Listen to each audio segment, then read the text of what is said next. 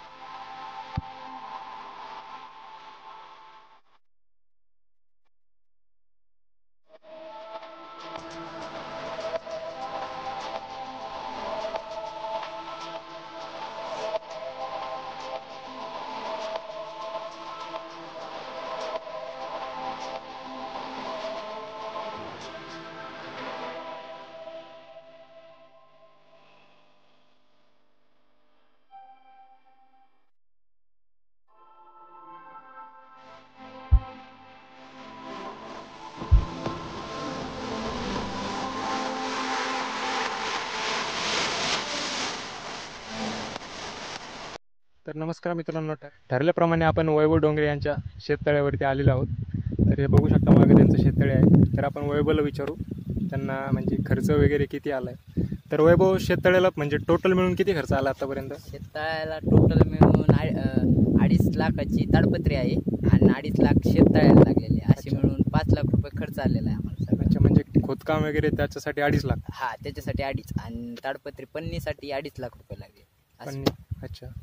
तर म्हणजे पन्नीमध्ये काही क्वालिटी वगैरे असते का? हो, क्वालिटी असते, काही ब्लॅक असती, काही निळी असती. तर काळी ह्याच्यात मत्स्यपालन चांगलं नाही जमत, त्यांना प्रकाश नाही भेटत. तर निळ्या ह्याच्यात त्यांना प्रकाश भेटतो आणि निळी पन्नी चांगली आहे त्याच्यासाठी. अच्छा, म्हणजे मत्स्यपालनासाठी. तू शेततळ्यासोबत तुझा मत्स्यपालनचा पण बिझनेस पण करतोय? हो, मी त्याचा पण बिझनेस चालू केलाय आता. जाळी वगैरे पण बसवलेली वाटतं तू? ते चिमण्या, पाखरं, पानकोंबडीसाठी वरची जाळी आहे. तर सध्या शेततळ्यामध्ये किती मासे आहेत सध्या? सध्या शेततळ्यात 22,000 मासे सोडलेले आहेत. 3 प्रकारचे मासे आहे. एक कटला, राऊ, सायपर्निस. कटला मासा वरच्या थराला राहतो, सायपर्निस मासा सगळ्यात खालच्या थराला राहतो आणि राऊ हा मासा मधल्या थराला राहतो. अच्छा. तर मग सध्या पाण्याची लेवल किती आहे शेततळ्यामध्ये? शेततळ्यात सध्या 30 फूट आहे पाण्याची लेवल. पण पाणी दर महिन्याला चेंज करावं लागतं. अर्ध ते दूषित होतं पाणी आणि पाण्याचं खत म्हणून पण बऱ्या प्रकारे वापर होतो. तर मग पाणी म्हणजे शेततळ्याचं पाणी कोणत्या यूज करतो तू, म्हणजे मोसंबी वगैरे? हा, मोसंबीसाठी भारी आहे, कारण त्याच्यात माश्यांचं घाण पण राहते, त्याच्यामुळं ते खत म्हणून बऱ्या प्रकारे माशांपासून खत तयार होतं पाण्यामध्ये समजा तर त्या पाण्याचा आपल्याला फायदा होतो खूप. हो खूप फायदा होतो त्याचा. कुठं दहावी जॅकेट आहे तिथं आहे ना आहे ना तुम्हाला यार म्हणलं ना.